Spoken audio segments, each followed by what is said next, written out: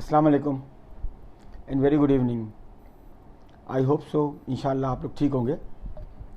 और मैं चाहता हूँ मैं ये चाहता हूँ कि आप पर खुशियों की बारिश हो हमेशा। और डेफिनेटली आप लोग पढ़ रहे होंगे, आपको टॉपिक्स बताए गए हैं। तो आज एक रिव्यू ले लेते हैं, 3 रिव्यू लेंगे हम। पहला रिव्यू ले रहे हैं। ये जो पहला रिव्यू है इसमें हम जो बात करेंगे वो ये बात करेंगे कि आपके एग्ज़ाम के 3 हिस्से होंगे बेसिकली। और इस रिव्यू में हम ये देख सकते हैं कि जो टेक्स्ट के क्वेश्चंस हैं वो कैसे हो सकते हैं। हो सकता है कि टेक्स्ट में आपके पास एक क्वेश्चन आए जिसमें आपसे ये पूछा जाए कि जनाब नॉन प्रॉफिट ऑर्गेनाइजेशंस क्या होती हैं, वो किस तरह काम करती हैं और उनके एलिमेंट्स क्या होते हैं। आपको हो सकता है ये पूछा जाए कि जनाब स्टॉक वैल्यूएशन किसे कहते हैं, उसकी क्या इंपॉर्टेंस होती हैं। तो ये टेक्स्ट के क्वेश्चन हो सकते हैं। और ये वाली किताब जो मैंने आपको दिखाई थी, ये किताब और बिजनेस अकाउंटिंग 1, ये दोनों किताबें जो हैं, ये जो मैंने अभी 2 क्वेश्चंस आपको बताए, ये दोनों किताबें इन दोनों क्वेश्चंस को एड्रेस करती हैं। पढ़ना आपका काम है। आपको अच्छी तरीके से याद होगा कि चैप्टर नंबर 6 में, बिजनेस अकाउंटिंग 1 में, हमने ट्रायल बैलेंस सीखा था और उसके बाद हमने सिंपल इनकम स्टेटमेंट और बैलेंस शीट भी सीखी थी चैप्टर नंबर 7 और 8 में, बिजनेस अकाउंटिंग 1 में, फ्रैंकफर्ट में। और चैप्टर 28 में हमने सीखा था एडजस्टमेंट्स के साथ। वो सब आपके पास बेस तो बनी हुई है, बेस तो है आपके पास, लेकिन असल काम आपको ये करना है कि इस किताब का चैप्टर नंबर 19 पढ़ लेना है आपने बहुत अच्छी तरीके से। अगर आपने चैप्टर नंबर 19 बहुत अच्छे तरीके से पढ़ लिया तो समझें आपकी ज़िंदगी में खुशियों की बारिश। स्ट्रक्चर क्वेश्चन जो मैं आपसे पूछूंगा वो किस तरह का पूछ सकता हूँ कि मैं आपको एक ट्रायल बैलेंस दे दूँ। ट्रायल बैलेंस में 3 कॉलम होते हैं, नेम ऑफ अकाउंट, डेबिट और क्रेडिट, और मैं आपको चंद एडिशनल इन्फॉर्मेशन दे दूँ उस अकाउंट, उस ट्रायल बैलेंस के नीचे। वो जो एडिशनल इन्फॉर्मेशन होगी, उस एडिशनल इन्फॉर्मेशन को आप पढ़ के एक इनकम स्टेटमेंट और एक बैलेंस शीट बनाएंगे और एक statement of changes in equity भी बनाएंगे।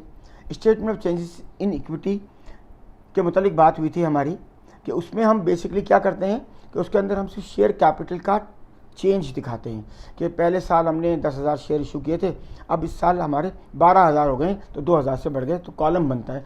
और ये वाली जो किताब है इसका चैप्टर नंबर 19 जो है वो कंप्लीट कर लेता है इन तीनों बातों को कि इनकम स्टेटमेंट कैसे बनेगी, statement of changes in equity कैसे बनेगी और बैलेंस शीट कैसे बनेगी। तो चैप्टर नंबर 19 अच्छे से पढ़िएगा। और इनकम स्टेटमेंट कैसे बनता है हम सबको पता है। सेल्स लेते हैं, उसमें से cost of goods sold minus करते हैं। कॉस्ट ऑफ गुड्स सोल्ड का एक सेक्शन होता है, opening inventory plus purchases goods available for sale minus closing inventory cost of goods sold, sales minus cost of goods sold gross profit minus expenses net profit. ये आप सब लोगों को पता है। अब बैलेंस शीट कैसे बनती है, फिक्स्ड एसेट्स लेते हैं, उसमें से अलाउंस फॉर डेप्रिसिएशन होता है वो माइनस होता है। उसके बाद हम करंट एसेट्स लेते हैं, करंट एसेट्स को जमा कर देते हैं फिक्स एसेट्स में से। अगर हम वर्किंग कैपिटल वाली बैलेंस शीट बनाना चाहें तो वर्किंग कैपिटल अप्रोच से बना सकते हैं कि current assets minus current liabilities, और फिर जो हमारे पास नेट करंट एसेट्स आते हैं उनको हम फिक्स एसेट्स में जमा कर लेते हैं, तो टोटल एसेट एम्प्लॉयड आ जाता है। ये सारी बातें जो मैं कह रहा हूँ वो इस किताब के चैप्टर नंबर 19 में जो क्वेश्चंस दिए हुए हैं वो कवर करती हैं, जो सारी मैं बातें कर रहा हूँ। अगर आपने सिर्फ चैप्टर नंबर 19 यहाँ से अच्छे से पढ़ लिया तो आपको बड़ा भला होगा। ऐसे 2-3 चैप्टर बताऊँगा मैं, ज़्यादा नहीं बताऊँगा आपको। अच्छा, एक सेक्शन हमारे पास MCQs का भी एक मैंने आपको बताया टेक्स्ट का, यानी थ्योरीज को कहते हैं, एक आपको बताया कि स्ट्रक्चर क्वेश्चंस का, और एक MCQs को मैंने जो कवर किया है वो बिजनेस अकाउंटिंग 1 से कम, ये जो फ्रैंकफर्ट की बिजनेस अकाउंटिंग माने वहाँ से कवर किया। इसमें जो रेशो का टॉपिक है वो ज़रूर पढ़ लीजिएगा। 2 टॉपिक हैं रेशोज़ के, तो रेशोज़ का फार्मूलाज, मार्कअप, मार्जिन कैसे निकालते हैं। इसके अलावा आपको ये पता होना चाहिए कि क्लियर क्या होता है, CLEAR, capital, liabilities, expense, asset, revenue. कौन सी चीज़ एसेट है, कौन सी लायबिलिटी है। जब ये बढ़ती है एसेट, जब एसेट बढ़ता है तो डेबिट होता है या क्रेडिट होता है, एक्सपेंस बढ़ता है तो डेबिट होता है या क्रेडिट होता है। इसी तरीके से आपको ये पता होना चाहिए कि जनाब अली हमारे पास जो डे बुक्स हैं, चैप्टर नंबर 11 हमारा डे बुक्स का मेन टॉपिक है। डे बुक्स का टॉपिक है चैप्टर नंबर 13, 14, 15, 16, 17। इसका मेन टॉपिक कौन सा है हमारा, चैप्टर नंबर 13। एक क्वेश्चन हमने डिटेल में किया था, आपको याद होगा।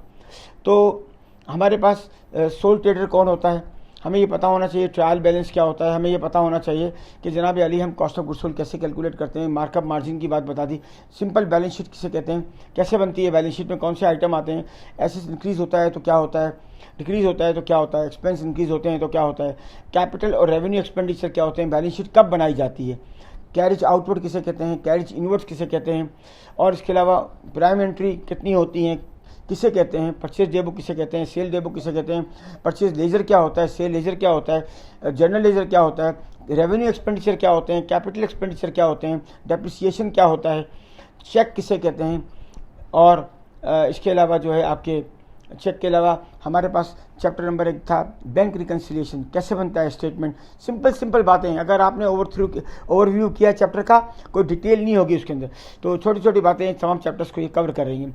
बैंक रिकन्सिलिएशन के बाद आपको ये देखना होगा जनाब अली अकाउंटिंग कॉन्सेप्ट्स कौन कौन से हैं, गोइंग कंसर्न किसे कहते हैं, रिकन्सिलिएशन स्टेटमेंट कैसे बनता है बैंक रिकन्सिलिएशन में, और रेवेन्यू एक्सपेंडिचर किसे कहते हैं, और जनाब डे बुक्स किसे कहते हैं, और इसके अलावा हमारे पास जो है वो ये है कि चेक्स क्या होते हैं, डिपॉजिट स्लिप्स क्या होती हैं, पेइंग स्लिप डिपॉजिट स्लिप हो गई।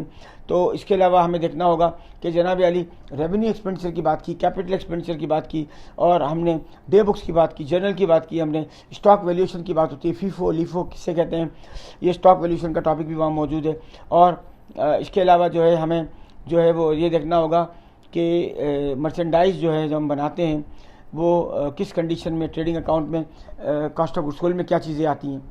तो ये ओवरव्यू मैंने आपको दिया है तकरीबन 7 मिनट की, 6 और 35 सेकंड हो रहे हैं, तो 7 सेकंड तक ले जाते हैं इसको, 7 मिनट तक ले जाते हैं, 6 मिनट और 40 सेकंड, 7 मिनट की ये एक वीडियो है। इसको अच्छे से देखकर और इसी लाइन में आपने पढ़ लिया तो आपका भला होगा। ऐसी 2 और बनाऊंगा और उनको भी इंशाल्लाह 2 दिन में बना लूँगा। ये अब आज ये पढ़ना शुरू कर दें आप लोग। Thank you. चैप्टर नंबर 19 यहाँ से अच्छे से, और business accounting 1। Thank you very much. अस्सलाम वालेकुम। पाकिस्तान जिंदाबाद।